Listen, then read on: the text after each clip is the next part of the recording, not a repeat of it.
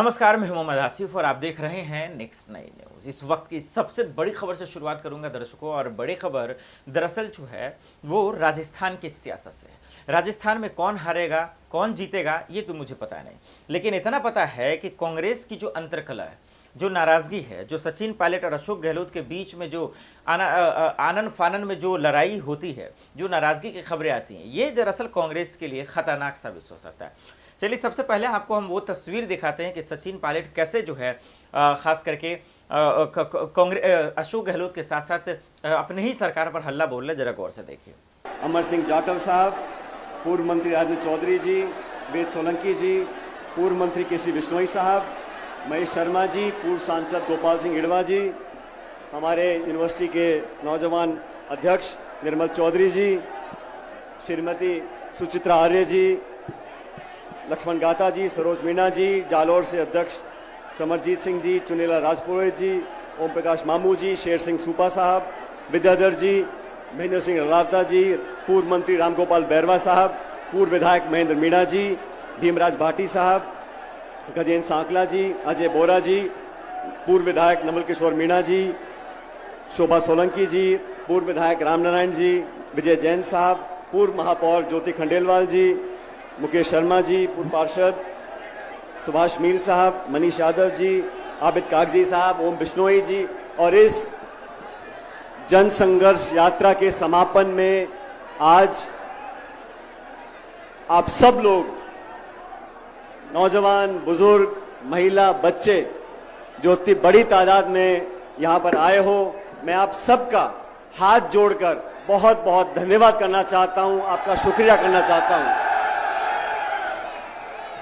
साथियों, मुझसे पूर्व वक्ताओं ने मंच पर अपनी बात रखी। मैं इस मौके पर आपको बताना चाहता हूं क्या परिस्थितियां पैदा हुई, राजस्थान में क्या घटनाक्रम पैदा हुआ, जिसको लेकर इस यात्रा को हमने निकाला। आप सब जानते हो, जब 2013 में हमारी सरकार राजस्थान से हटी थी, उस समय 200 में से कांग्रेस के मात्र 21 विधायक रह गए थे। उस समय सोनिया गांधी जी, राहुल गांधी जी ने, मैं केंद्र सरकार का मंत्री था, मुझे जिम्मेदारी दी कि राजस्थान में पार्टी का बहुत बुरा हाल हो गया, आपको जाके पार्टी का अध्यक्ष बनना है। और इतिहास गवाह है, मंच पर तमाम हमारे साथी बैठे हैं, आप सब ने देखा 2013 से 18 तक हमने खून पसीना बहाकर, सब साथियों ने, सब वरिष्ठ नेताओं ने, कार्यकर्ताओं ने एकजुटता का परिचय दिया और 2018 तक हम लोगों ने मेहनत करी। इन 5 सालों में हमने वसुंधरा जी की सरकार, जो भाजपा की सरकार थी, उसका विरोध किया, कड़ा विरोध किया, नीतियों के आधार पर, शासन के आधार पर, प्रोग्राम के आधार पर और भ्रष्टाचार के आधार पर।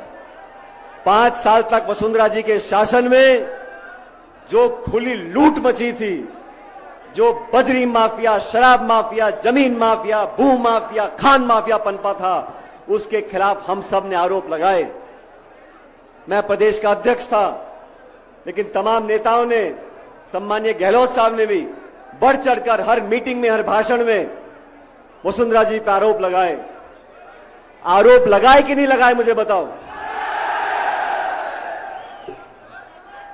जब सरकार हमारी बनी, अभी हेमराम चौधरी साहब बता रहे थे, बाज आया, उसने माला किसी के गले में डाल दी। अब बाज क्या करता हमारे हाथ में नहीं है, लेकिन जब सरकार हमारी बनी तो हमारा दायित्व था कि जो हमने कहा उसको कर कर दिखाएं। आज 4.5 साल पूरे हो गए। 4.5 साल में हम अभी तक उन वादों को पूरा नहीं कर सके जो हमने लांछन लगाया था, आरोप लगाया था, मैंने लगाया था, गहलोत साहब ने लगाया था कि वसुंधरा जी ने करप्शन किया, भ्रष्टाचार किया है। मैं 1.5 साल पहले से उनको चिट्ठी लिख रहा हूं, क्योंकि मुख्यमंत्री जी गृह मंत्री भी है, वित्त मंत्री भी हैं। मैंने चिट्ठी में आग्रह किया कि जांच कराओ, हमारी कथनी करनी में फर्क नहीं होना चाहिए,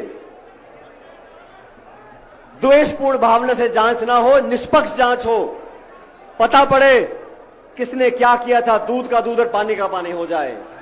1.5 साल तक कोई कार्रवाई नहीं हुई। मैंने जयपुर के अंदर एक दिन का अनशन रखा इसी मांग को लेकर कि वसुंधरा जी के कार्यकाल में जो भ्रष्टाचार हुआ उसकी जांच करो, उसकी जांच करो, उसकी जांच करो।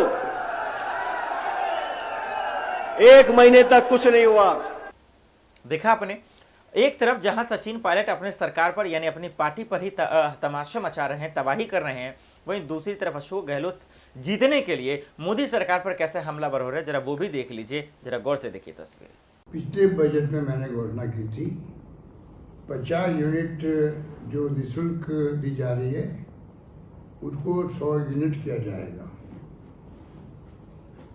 उसके अनुसार 1 मई से ये घोषणा प्रारंभ हुई और पहला बिल आएगा अभी 1 से 15 जून के बीच में।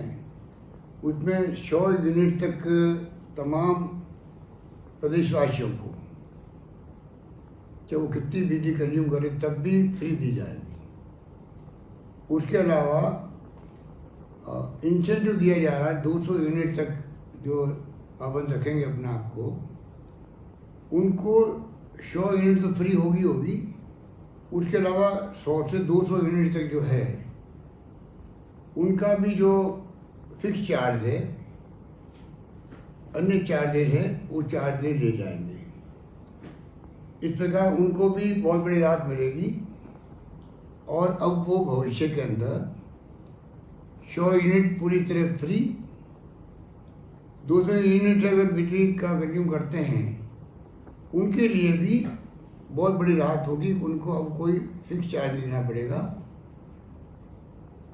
फिक्स चार्ज से बहुत भारी दबाव पड़ता है परिवार पर, और ये फीडबैक मुझे महंगाई राहत शिविरों में मिला और जो लोग मिलना है मुझसे, उनको चिंता ये थी कि ये फिक्स चार्ज के माध्यम से जो 200 यूनिट तक भी बिजली उपभोग करते हैं उनको भी तकलीफ आएगी।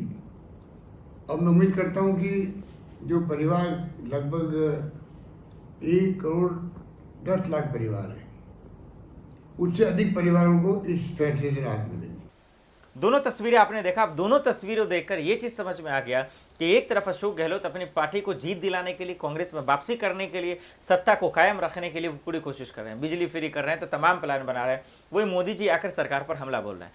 लिहाजा इन सब चीज़ों के बीच में देखना पड़ेगा कि इस जद्दोजहद में आखिर किसकी जीत और किसकी हार होती है। क्योंकि दर्शकों, जो खबर हमारे पास आ रही है वो कहीं ना कहीं कांग्रेस में भूचाल मचाने वाली है कि सचिन पायलट बहुत बड़ा खेला कर सकते हैं और विधायक दल के जो गुट है ये भी बहुत बड़ा खेला कर सकते हैं। इस मसले पर दर्शकों आपकी क्या राय है, हमें कमेंट कर जरूर बताइएगा। साथ ही ये भी बताइएगा कि क्या वाकई में राजस्थान की सियासत में, क्या वाकई में अशोक गहलोत और सचिन पायलट की लड़ाई की वजह से कांग्रेस को भारी नुकसान का सामना करना पड़ेगा?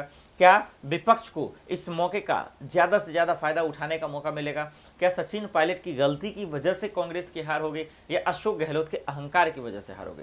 ये तमाम सवाल जो आप हम सब समझना चाहते हैं। देखना पड़ेगा कि इन मसलों पर कांग्रेस हाईकमान का रुख क्या रहता है, क्या सोनिया गांधी क्या कहती हैं, खड़गे जी क्या फैसला लेते हैं। हालांकि उस दिन मीटिंग हुई तो माना गया कि शायद ये सब चीज़ दुरुस्त हो गई, सब कुछ ठीक हो गया, लेकिन ऐसा कुछ होता हुआ दिखा नहीं और नहीं समझ में आया। तो लिहाजा अब सवाल यही है कि क्या वाकई में जो है बृजभूषण, माफ कीजिए, सचिन पायलट और अशोक गहलोत की नाराजगी दूर हो गई है? अगर हो गई तो फिर अभी भी वो क्यों कह रहे हैं कि हम जो वादा किए थे हम उससे पीछे नहीं हटेंगे? देश दुनिया की बड़ी खबरों के लिए देखते रहे नेक्स्ट 9 न्यूज़। नमस्कार।